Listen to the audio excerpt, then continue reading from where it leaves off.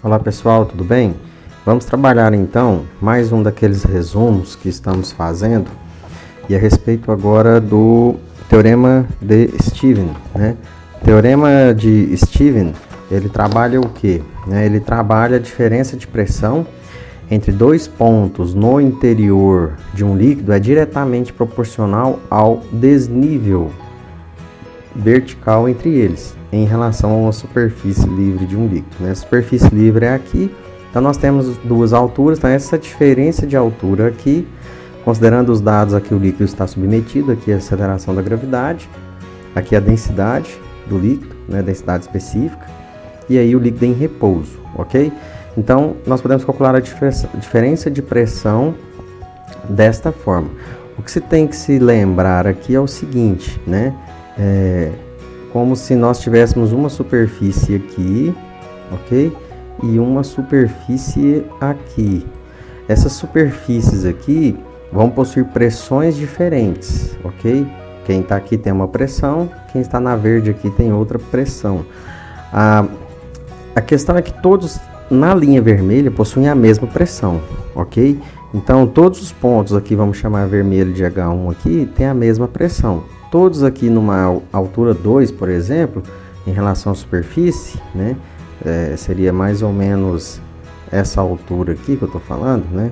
Todos a essa mesma altura possuem então a mesma pressão. No caso, as pressões aqui na verde serão diferentes das pressões na vermelha, por causa da diferença de altura em relação à superfície livre, ok? Todos os pontos situados no mesmo plano do líquido estão submetidos a uma mesma pressão. É como se tivesse planos paralelos na superfície livre de um líquido, ok? Uma outra maneira de se calcular isso daqui, vocês podem encontrar por aí, é pressão. Deixa eu pegar aqui, ó, pressão, né? Seria igual a deixa eu voltar aqui, um ρ vezes altura, ou um ΔH.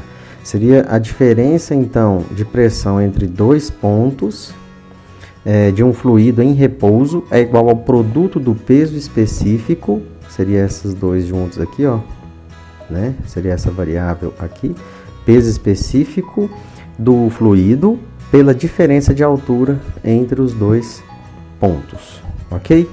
Então, esse daí é um resumo, né? Isso daí é um resumo do Teorema de Stevens. Também ele fala aqui, ó, só para traduzir esses termos aqui, ó, então o μ ali, né, é a densidade do fluido, o g é a aceleração da gravidade local e o ΔH seria aquela diferença de altura entre os dois pontos, ok? Um outro dado interessante são os vasos comunicantes, né, aonde nós trabalhamos aqui que eles possuem a mesma pressão, ok? Se estiver na mesma altura. Então, a pressão exercida por um líquido não depende do formato ou volume do recipiente, né? Na qual se encontra. E que pontos de mesma altura possuem a mesma pressão. Então, basta você traçar uma linha aqui, ó.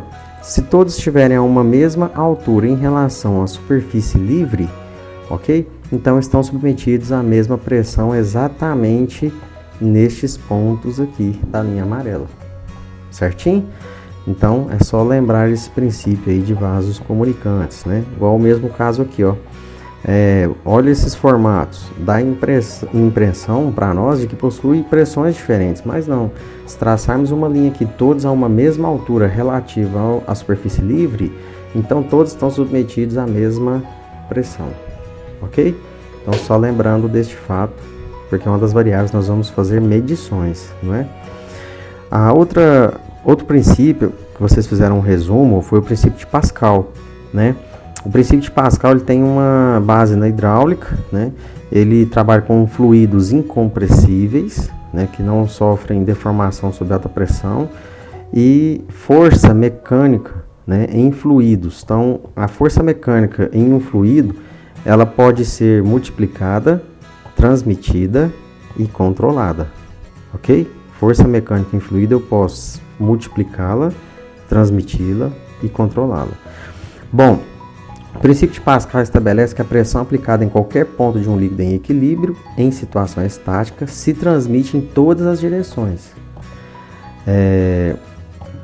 Vou focar, esse princípio inicial aqui, ele fala do sistema hidráulico, depois nós vamos entrar em mais detalhes, né? Quero focar mais nessa parte aqui, ó, que ele fala o seguinte, deixa eu voltar um pouquinho só, aqui ó, suponhamos que uma garrafa cheia de um líquido, a qual é praticamente incompressível, então tá aqui um líquido vermelho, certinho?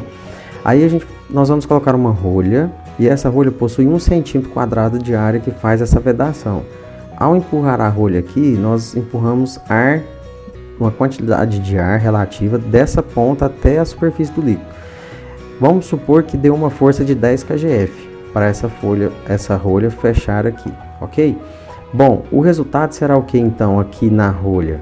Será uma força de 10 kgf por 1 centímetro quadrado, que foi a rolha. Então eu apliquei para dentro do líquido 10 kgf em 1 centímetro quadrado. Essa força ela é transmitida integralmente a todos os pontos aqui do líquido estático. Bom, o que acontece então por Pascal, né? Ele fala que se o fundo da garrafa tiver uma área de 20 centímetros quadrados, a cada centímetro quadrado, e cada centímetro está sujeito a 10 kgf, foi o que eu apliquei aqui, ó. Então teremos como resultante uma força de 200 kgf aplicada ao fundo da garrafa. Então, eu apliquei 10 kgf em 1 centímetro quadrado. Se aqui tiver 20 centímetros quadrados, eu vou aplicar 10 kgf, desculpa, por centímetro quadrado. Então, se tem 20 centímetros, eu vou aplicar 200 kgf no fundo da garrafa. Então, essa que é algo que tem que se observar quando se trabalha com pressão, né? O fato de você, às vezes, pressionar um ponto de área pequena, isso pode ser transmitido a pressões altas para áreas grandes, né? Então esse é um detalhe a se observar. Então esse é o princípio de Pascal, esse aqui nós vamos trabalhar mais adiante, que é um sistema hidráulico, ok? Se eu não me engano aqui na sequência. Então olha só, esse princípio de vasos comunicantes, que ele chama lá no início de sistema hidráulico, é exatamente esse princípio que nós vimos agora da transmissão de força. Se eu transmito aquela força para o fundo da garrafa, então eu posso transmitir para um outro sistema móvel, né? Uma plataforma aqui, ó. Então baixas ou pequenas forças aqui, pressões, vão levar pressões altas aqui para esse lado. Por quê? Porque ele possui uma área maior. Vamos ver o que ele fala aqui, ó. Se o pistão se move, aqui no caso 10 centímetros, então o pistão aqui se moveu 10 centímetros, aqui vai empurrar esse líquido 10 centímetros aqui para baixo, ok? Então o que vai, ele vai empurrar aqui, ó, 10 centímetros, ok? O que vai acontecer então? Se o pistão se move esses 10 centímetros, então eu tenho 1 centímetro quadrado vezes 10 centímetros cúbicos de volume, então foi deslocado, ok? Então ele pegou um volume de líquido deslocado aqui. A situação 2 acontece o que? 10 centímetros quadrados de líquido movimentarão somente 1 centímetro nesse pistão, porque aqui, ó, é 1 centímetro quadrado, certo? Aqui é 10. Então, eu vou deslocar menos altura aqui. Mas essa força exercida aqui, ela vai ser transmitida para cá. Ok? Então, ele desloca 1 centímetro nesse pistão. 3. A energia transferida será igual a 10 quilos, aqui 10 kgf, vezes 10 centímetros, ou 100 kgf centímetro. Agora, vamos do outro lado. Neste ponto, também teremos uma energia de 100 kgf centímetro, né? Ou 1 centímetro vezes 100 kgf. Então a pressão num ponto é igual no outro, né? Então isso aqui, ó, vai ser transmitido para cá. O deslocamento vai ser menor, porém eu vou conseguir deslocar uma massa muito maior aqui, ó, 100 kgf, aqui 10 kgf. Ok? Então princípio de Pascal de vasos comunicantes. Caminhando mais um pouco, então é onde funciona, né, essa questão das transferências de pressão em sistema hidráulico, né? Então daqui nós temos uma lei importante, que é a força 1 está para a área 1, assim como a força 2 está para a área 2, ok? Então se eu modifico a área num sistema de vaso comunicante, mesmo líquido, né, de forma estática, então eu consigo transmitir forças diferentes a pontos diferentes, ok? A ideia sempre é uma área menor transmitindo força a uma área maior, que seria levantar um carro, né? por exemplo, algo desse tipo aqui, né? Baixas massas de um lado, ele erguendo grandes massas de outro, né? Que é hoje o sistema aí de hidráulico, né? De prensas, de levantamento de veículos e tudo mais. Então, o que nós consideramos é que a pressão no ponto 1, ela é transmitida a uma pressão no ponto 2, porque o líquido é um só e você tem vasos comunicantes, ok? Continuando então mais um pouco, então, fechando aqui a nossa ideia é justamente fazer essa transferência aqui, por exemplo, com 200 quilos aqui de um lado, eu consegui transmitir essa força para cá e erguer, por exemplo, 1000 quilos, né? Então essa é a ideia geral. O mesmo sistema surgiu aí a embreagem hidráulica, né? Hoje está passando tudo para a parte elétrica já, né? Mas sistemas hidráulicos é mais ou menos isso. Eu preciso pôr pouca força aqui no pé para empurrar um líquido que por vasos comunicantes vai ser exercida uma alta pressão lá nos pistões, né? Nas sapatas onde faz o freio do veículo. A direção hidráulica segue mais ou menos este princípio, né? É interessante depois dar uma pesquisada nesses itens também, né? Para ver o funcionamento dessas partes hidráulicas. Continuando aí mais um pouquinho, então, esta pressão ela é transmitida para todos os pontos do fluido e para a superfície, né? Então, sempre que tem vasos comunicantes, acontece essas coisas, essa transferência de pressão nos pontos do líquido integralmente. Continuando aqui, o que nós temos, né? A unidade de medidas para a pressão, vocês fizeram também no resumo, né? As várias que possuem, né? Pascal, Newton por metro quadrado, todo mundo conhece, né? Tabela de conversão. Antes de entrar na tabela, né? Deixa eu ver se eu dou um zoom aqui. Nós temos você sabia aqui, ó, como existem muitas unidades de pressão, é necessário saber a correspondência entre elas. Por isso eu pedi aquela tabela. Pois nem sempre na indústria, né, temos instrumentos padrão com todas essas unidades. Então, às vezes é necessário você fazer essa conversão, tanto para a técnica de automação ou, no caso nosso, aí, na área de metrologia ou medição, instrumentação. É necessário saber isso. Essa tabela que foi pedida lá em resumo, né, que é o seguinte, ó, dá um zoom aqui. Então, nós temos aqui a tabela, unidades de medidas de pressão e seus fatores de conversão, que vocês viram lá como funciona, né, no resumo, faz aqui a regrinha de 3, ok? Dentre as mais utilizadas.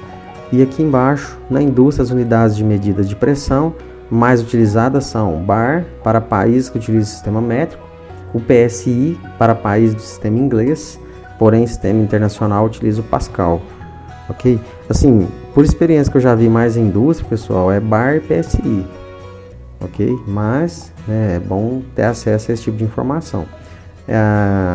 Essa unidade muito utilizada na indústria, ou seja, o bar equivale a 1 kgf por centímetro quadrado. Tá vendo? O bar ainda é mais usado que o PSI. Mas por experiência eu já vi bastante PSI e bar, ok? Continuando aqui então, cálculo da força máxima em um cilindro. Vou deixar aqui para você paralisar o vídeo e tentar resolver esse desafio, ok? Então, vou deixar com você aí, pense, faça e depois aqui, ó, eu vou deixar a resposta para você conferir. Qualquer dúvida pode entrar em contato, ok? Então, esse daí é um exemplo de cálculo da força máxima de um cilindro. Um outro exemplo temos aqui, antes disso, para evitar acidentes, ó, se for executar trabalhos no sistema de óleo hidráulico ou qualquer outro que trabalhe com pressão, verifique se o circuito não ficou pressurizado e utilize sempre luvas e óculos de proteção, além de outros EPIs específicos que possam ser indicados para a tarefa. Então, olha só, sempre que você for trabalhar em sistema de óleo hidráulico que tenha pressão, verifique se o circuito não está pressurizado. Exemplos aqui, ok? Por exemplo, já aconteceu de vazamentos de alta pressão em tubulação. Você não verifica esse vazamento com a mão, ok? Porque já houve, por exemplo, acidentes de cortes profundos na pele, corte de dedo, por alta pressão de gás saindo em tubulação, certo? Então, muito cuidado com o circuito pressurizado. Sistemas hidráulicos, né, possuem fluido de grandes forças para evitar esmagamento, compressão. sempre usar óculos de proteção. Então, muito cuidado mesmo ao trabalhar com sistemas pressurizados, hidráulicos, né? E que envolve aí essa parte toda de pressão, né? Aqui a aplicação manométrica, considerando o sistema em equilíbrio, onde as forças dos êmbolos são iguais, tá aqui. Desejamos conhecer qual a relação entre a diferença das pressões no ponto 1 e a pressão P2, né? Deu as alturas aqui H1 e H2, a densidade do líquido é ρ, massa por volume, né? Aquela densidade nós vimos na fórmula, aqui mudou a letrinha. Tente resolvê-lo então, e aí eu vou colocar a resposta aqui. A ideia é chegar numa fórmula, que é essa daqui, né? A aplicação da equação manométrica, a gente fala que pressão no ponto 1 vai ser igual a pressão no ponto 2, pois o líquido é comunicante estático. Nós temos então área e peso específico, que são constantes, ok? Então, a gente pegar aqui, ó, a área é a mesma e o peso específico aqui é o mesmo, ok? Pegamos duas informações. Proporcionalidade entre a diferença de pressão e a diferença das alturas, então tem proporcionalidade. A constante de proporcionalidade é quem? É o peso específico, ou seja, no fim você vai chegar nessa fórmula que é ΔP, variação de pressão, é o sigma vezes a diferença de altura vezes o G, sendo o G 10 metros por segundo ao quadrado, ok? É só simplesmente para provar essa formulinha aqui, então qualquer dúvida pode procurar aí nos canais. Um terceiro exemplo, para ficar como desafio, ok? Aplicação da equação manométrica de um vestibular aí, né, de um teste. Então resolva, paralise o vídeo, faça, e a resposta é a seguinte.